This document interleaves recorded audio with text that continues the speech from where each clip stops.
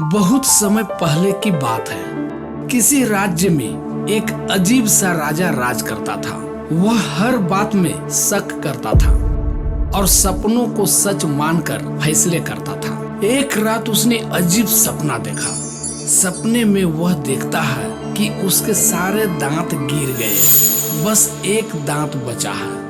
सुबह होते ही राजा डर गया। उसने तुरंत अपने राज्य के सबसे बड़े ज्योतिषियों को बुलवाया। पहले ज्योतिषी ने राजा का सपना सुनकर माथा ठोका और कहा, महाराज, यह अशुभ संकेत है। इसका अर्थ है कि आपके परिवार के सभी सदस्य आपसे पहले मर जाएंगे। राजा यह सुनते ही गुस्से से आग बबूला हो गया। क्या तू मेरे घर वालों को मार रहा है? इस अपशगुन के लिए तुझे कोड़े मारने की सजा दी जाती है। और उसी समय उस ज्योतिषी को सजा दे दी गई। अब दूसरे ज्योतिषी को बुलाया गया। वह बड़ा चालाक और समझदार था। उसने राजा का सपना सुनते ही मुस्कुराकर कहा, महाराज, यह तो बहुत शुभ संकेत है। इसका अर्थ है कि आप अपने पूरे परिवार में सबसे लंबी उम्र तक जीवित रहेंगे। राजा मुस्कुराया, खुश हो गया और ज्योतिषी को सोने की मुद्राओं से भर दिया। इस घटना की बात पूरे राज्य में फैल गई। एक दिन एक गरीब किसान दरबार में एक गधा लेकर आया। वह कहने लगा, महाराज, यह गधा सपना देखता है और भविष्य भी बतलाता है। राजा ने हैरानी से पूछा, गधा और भविष्यवक्ता?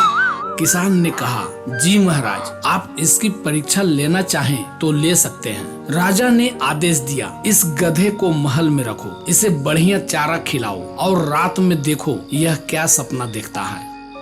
अगले दिन राजा ने गधे से पूछा, बोलो गधे, तुमने क्या सपना देखा?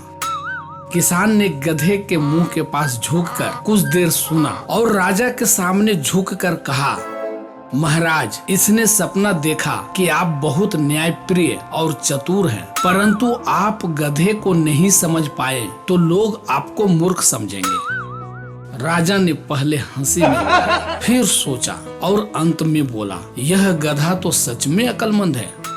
तो दोस्तों, राजा ने उस दिन से यह समझ लिया कि एक ही बात को कहने का तरीका अगर बदल जाए तो उसका असर भी बदल जाता है।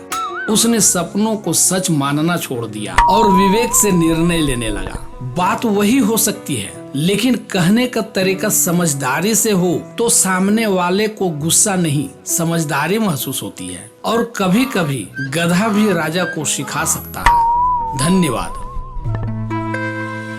अगर ये कहानी आपको अच्छी लगी तो वीडियो को लाइक करें, इस चैनल को सब्सक्राइब करें और अपने मित्रों को भी ये वीडियो शेयर करें। धन्यवाद।